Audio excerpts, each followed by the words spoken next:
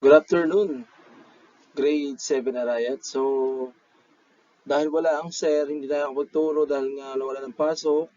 Gawa na lang sir ng video para mapanood nyo kung ano man yung aking ituturo dapat ngayong linggo.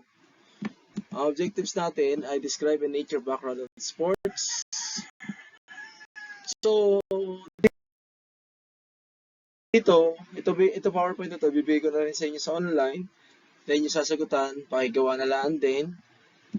Na-check na rin namin yung output, so pwede nyo na rin siya ipasa. Then, pakikita ko sa inyo yung gagawin nyo sa ating MAPE class, yung pinaka-project nyo sa MAPE, sa PE. So, ito po yun. Sayaw kikay, sayaw kikay. Sayaw kikay, sayaw kikay. Sayaw kikay, sayaw kikay. La la la la la. La la la la la. Mahilig magpa-cute ay kikay. Malambing pa sa kambing ay kikay. Okay, so, don't worry, hindi naman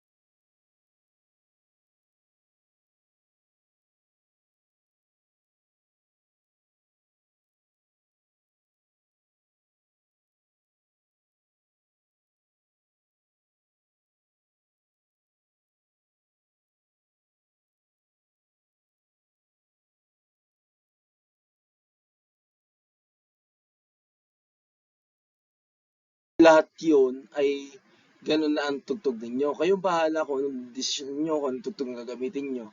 Pasensya na sa aking boses dahil medyo namamalat na ang sir. So, magandang performance na yan kasi simple, madali, at hindi kayo masyado masasaktan, hindi masyado delikado. So, ang atin ng grupo ng Arayat, siguro sa Lunes na lang natin hatiin para kayo makapag-practice na rin. So, introduction to rhythmic gymnastics. So, ano nga ba yung rhythmic gymnastics? Una, alamin natin yung timeline kung saan nagmula yung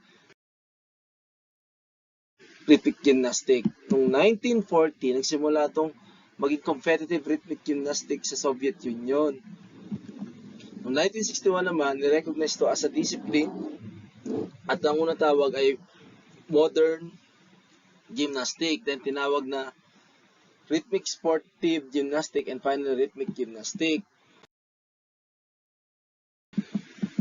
Noong 1963, the first World Championship for individual rhythmic gymnastic was held in Budapest. So, unang beses nagkaroon ng competition na individual event muna sa gymnastic noong 1963. And then 1967, pinakilala na yung group gymnastic na tinatawag sa Copenhagen, Denmark.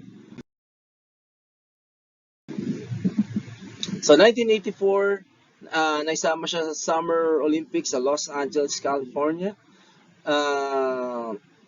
At ang una na nanalo ng gold medal doon ay isang Canadian national na si Lori Fang. Then, noong 1996, sa group competition naman, Summer Olympics in Atlanta, nanalo naman ang Spanish team ng gold. So, yan po mga bilang nila. Then, ano nga ba yung mga aparatos na ginagamit in Olympic gymnastic? Una, yung tinatawag natin ball. A ball is made of either rubber or plastic.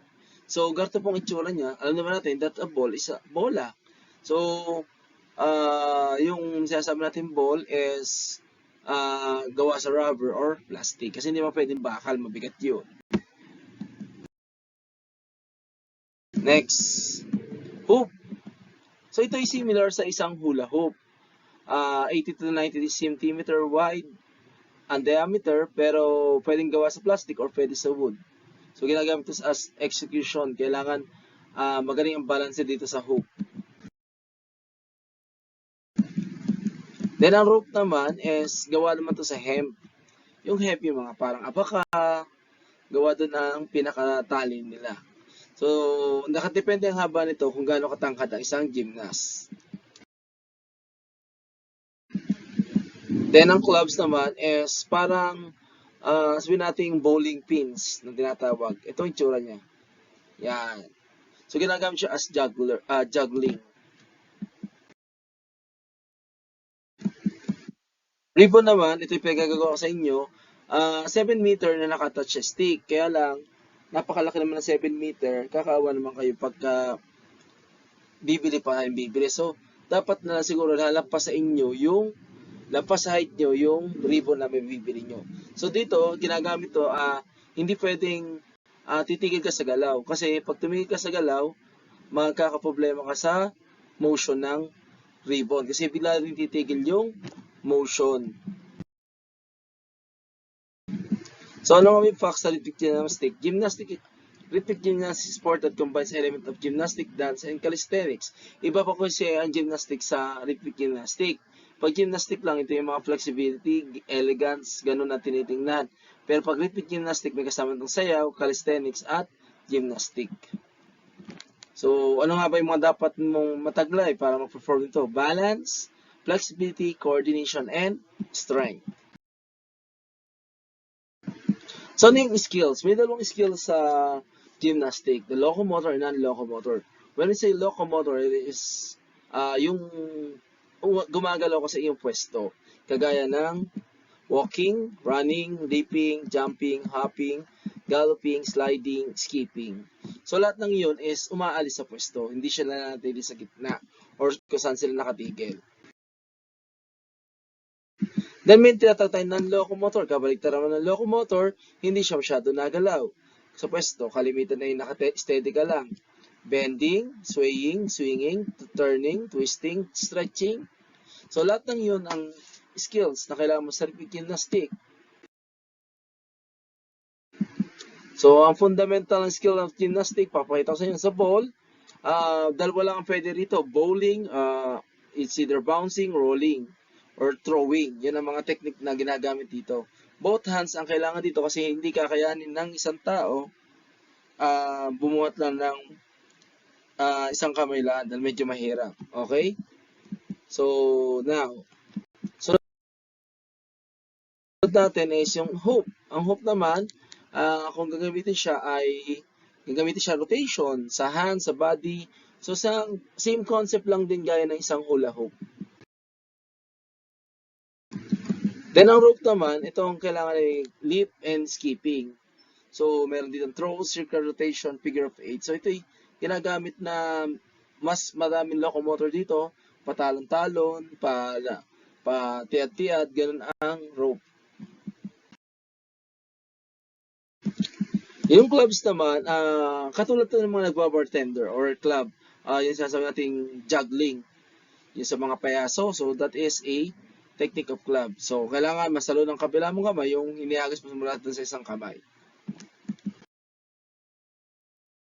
Then yung ribbon, ito naman yung maraming technique na madadali. Flicks, circles, snakes, spirals, and tinathrow. So, ito ang pagagawa ko sa inyo. Ituturo ko sa inyo sa next PE.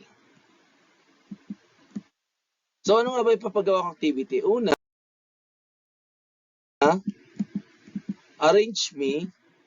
So makikita nyo dito na may mga jumbled letters, tapos i-arrange nyo base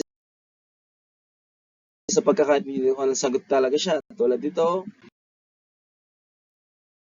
ito,